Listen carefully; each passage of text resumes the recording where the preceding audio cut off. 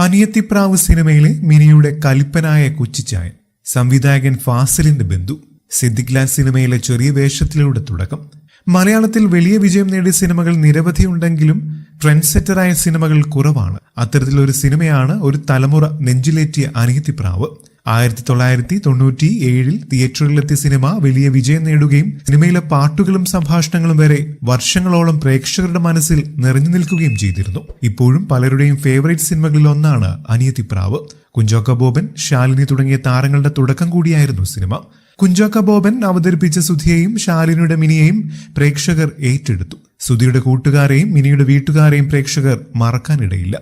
ഹരിശ്രീ അശോകനും സുധീഷുമാണ് സുധിയുടെ സുഹൃത്തുക്കളായി സിനിമയിലെത്തിയത്. മിനിയുടെ ചേട്ടന്മാരായി ജനാർദ്ദനും കൊച്ചിൻ ഹനീഫയുമാണ് എത്തിയത്. എന്നാൽ ഇവരുടെ അനുജനായി എത്തിയത് ഒരു പുതുമുഖമായിരുന്നു. ആ കുടുംബത്തിലെ കലിപ്പനായ വർക്കി എന്ന കഥാപാത്രം മിനിയുടെ കൊച്ചിച്ചായൻ. സംവിധായകൻ ഫാസിലിന്റെ ബന്ധുവായ ഷാജിനാണ് ആ കഥാപാത്രത്തെ അവതരിപ്പിച്ചത്. ഫാസിലിന്റെ സഹോദരി പുത്രനായിരുന്നു ഷാജിൻ. സംവിധാന സഹായിയായിട്ടായിരുന്നു തുടക്കം. മറ്റൊരാൾ ചെയ്യേണ്ടിയിരുന്ന കഥാപാത്രം നടന് എത്താത്തതിനെ തുടർന്ന് ഷാജിന് അവതരിപ്പിക്കുകയായിരുന്നു. ഷാജിൻ മുഴുനീള കഥാപാത്രമായി എത്തിയ ആദ്യ സിനിമ കൂടിയായിരുന്നു അനിയത്തിപ്രാവ്. ഫാസിൽ സഹനിർമ്മാതാവായി. ഫാസിലിന്റെ ശിഷ്യന്മാരായ സിദ്ദിഖ് ലാൽ കൂട്ടുകെട്ട് ആദ്യമായി സംവിധാനം ചെയ്ത റാംജി റാവ് സ്പീക്കിംഗ് എന്ന സിനിമയിലൂടെയാണ് ഷാജിൻ അഭിനയരംഗത്ത് അരങ്ങേറ്റം കുറിക്കുന്നത്. ചെറിയൊരു കഥാപാത്രമായിരുന്നു സിനിമയിൽ. മമ്മുക്കോയെ അവതരിപ്പിച്ച ഹംസക്കോയ എന്ന കഥാപാത്രം സായ്കുമാർ അവതരിപ്പിച്ച ബാലകൃഷ്ണൻ എന്ന കഥാപാത്രമായി ഒരാളെ പിടിക്കുന്നുണ്ട്.